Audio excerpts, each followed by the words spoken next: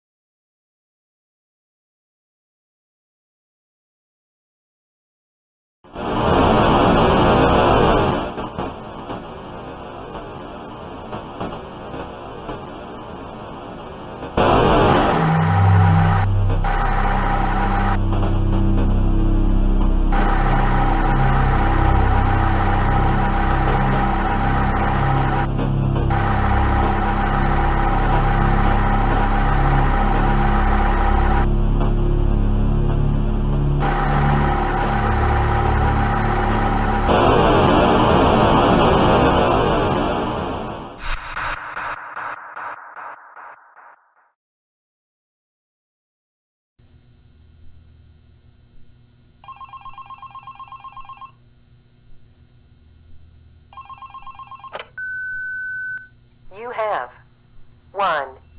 New message. Hey there. I put up a note today to gather some intel on the animatronics from the other employees. Just to get a list of the issues we've had with them. They've written down some stuff here for you, so let's see. Alright, so obviously the animatronics walk around at night, you know that by now. They try to get to places they shouldn't be. Yep. They act weird after dark. Yep. They don't like adults. I mean, I suppose. They always seem nice around children.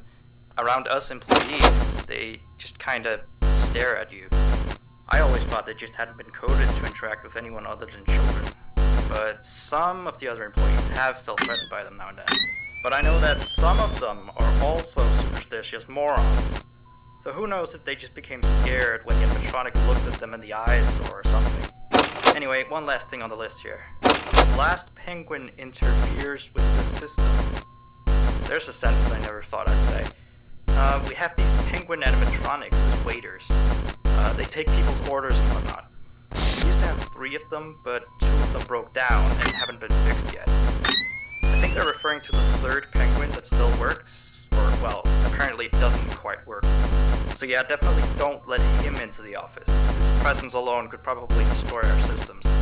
Well, that'll be it for now. I'll be sure to leave another message for your next shift.